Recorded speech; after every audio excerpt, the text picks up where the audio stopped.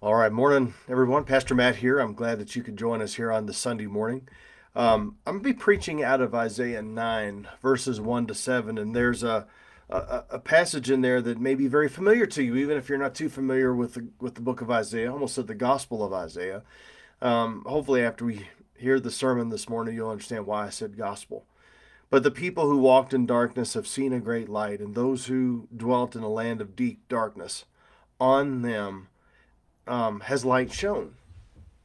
So this particular past week, as you look back over it, may be filled with a lot of darkness for you and a lot of brokenness, and I can totally understand that.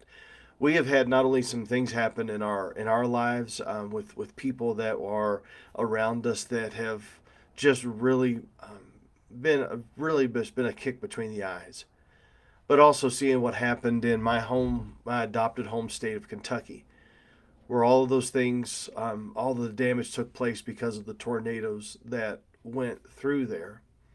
And the death toll is just continuing, right? It's continuing to rise. And we really don't know what's going to happen with all of this, but what we do know is that even in the midst of great darkness, light can be found. Not only the light of Christ, which I'm talking about, but God's good and common grace is working even in the midst of this darkness and this brokenness. And we have a choice about whether we will see that or whether we won't. And I pray that God gives us eyes to see that, recognizing that this world is under the curse of sin. It is in darkness. It is in brokenness. But God still sends the rain on the just and the unjust, and He sends the sun on the righteous and the unrighteous, as Matthew 5 says. So as we look through this, we have to realize, and I read this from what Don Whitney said a long time ago, that there's a hurt in every heart.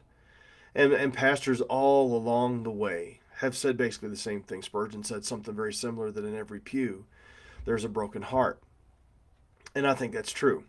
I think there is aspects of it where, whether it's real or perceived, that there's a sadness and a brokenness, and especially when it comes around Christmas time, that some of these things that may end up magnifying themselves rather than dissipating in the joy of the season.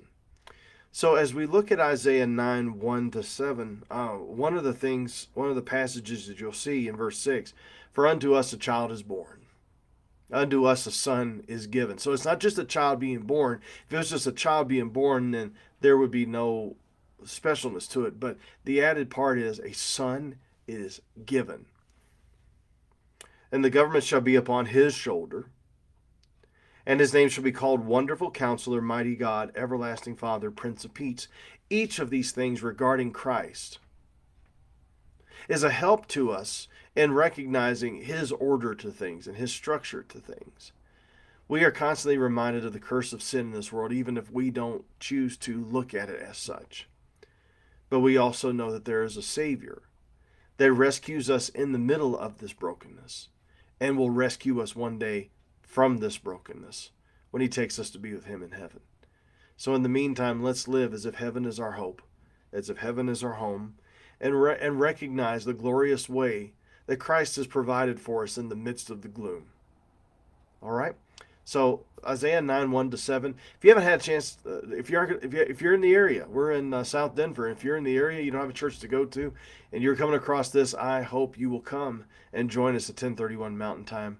If you happen to be away, I hope that if you're not able to go to church, that you'll join us at arbc.net so you can watch online.